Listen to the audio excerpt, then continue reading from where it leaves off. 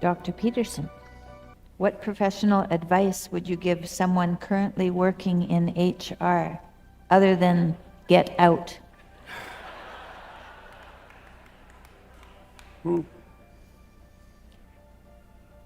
I don't know. Generic advice tends not to be that useful. I would say the way the question is formulated indicates some dissatisfaction with the role and some desire to get out. And so I can tell you what you need to do in a situation like that. And this happens all the time in your life. Imagine you're in a place and you're being asked to do things that you find unmotivating and repugnant, perhaps. And maybe that's not merely because you're undisciplined and useless, because that's the first question you ask yourself, right? Am I objecting morally, or am I just incapable of disciplining myself? And you want to know the answer to that, because otherwise you're not going to be able to put your best foot forward in a complex situation. But let's say you are in a corrupt enterprise and you don't know what to do. And that's a very difficult problem to solve. And the first thing I would say is, strive to put yourself in a position where you can actually make choices. And that's actually a good guiding principle throughout your life. Maybe you're being oppressed at work. Certainly possible. And I know that there are people who are in such dire situations that in some sense they're trapped. I've had lots of clients like that, right? So I make allowances for the fact that now and then you get into a situation you just can't get out of, and that's real hell. Forget about that for the time being. If someone is pushing you around, you need to be able to say no. Well, so let's think that through. You need to know what no means. And no means, if you keep doing this, something you do not like will certainly happen to you. That's what no means. Now, I'm not trying to make that into a threat, but it is a threat. No means. No implies a border. Well, in order to say no, you have to be able to put up the border. And let's say you have a job and you need the money, and maybe you have a family and you have no other options. Your no isn't very useful, because what have you got to back it up?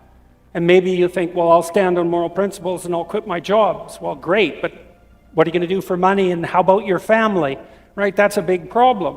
And so when I had clients in that situation, that was usually a 2-year campaign, something like that. It's like, well, how's your resume look? And that's usually a dismal question for people, because it's full of holes and they haven't updated it for 5 years and they're embarrassed about 2/3 of it, and it's badly written and they've hidden it in some corner of their computer where they don't even want to look. And so, haul it up, let's go through it. Can you fill in the gaps? Is there some way that you can make yourself more marketable so that you have options? And we could lay out a plan to see how that might be possible. Maybe you're afraid of applying for a new job because you have to send out 50 resumes to get one bloody interview, and that's annoying and time consuming, and then maybe you don't have any real confidence in your interview abilities. Well, time to fix all that up. Or you stay under the thumb of the tyranny. Those are your options. And that's not a good option, because if you are under the thumb of an emerging tyranny and you don't set yourself up to withstand it and push back or leave for somewhere better, then it will definitely get bigger and you will definitely get smaller. And no matter how bad it is now, it's going to be way worse in 5 years.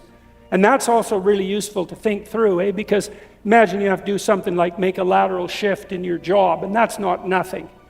And you think, well, I'm afraid of doing that. No one wants me. I can't get another job. I'm going to throw my life up into chaos, etc. That's very frightening. And fair enough, and no wonder that stops you, but you're probably not frightened enough about not doing it. And one of the things I did continually in my clinical practice was, fair enough, I get why you're afraid. Let's figure out the cost of you just staying there.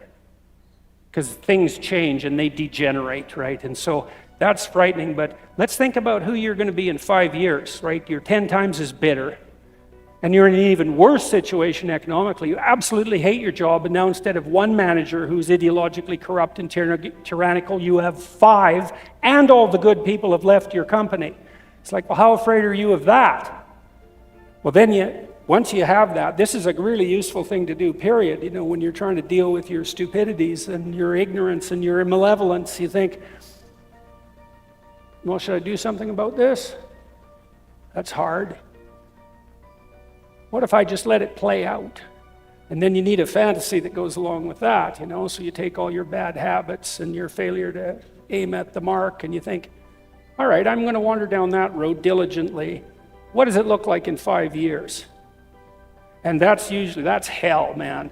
And there's motivation in that, because moving to somewhere good, that's a good thing. But getting the hell away from something terrible, that's also motivating. And so if you put that hell behind you and, you know, the promised land in front of you, you're kind of maximally motivated to move forward through obstacles. And so, you know, we can't do any of this casually. It's not easy to stand up for what you believe to be right in the marketplace. And the way to do that is to mold yourself into someone who can do that. And there's nothing but good in that. It's difficult, but there's nothing but good in that. And almost all my clients, when we went through that process, it often took 2 years, sometimes longer.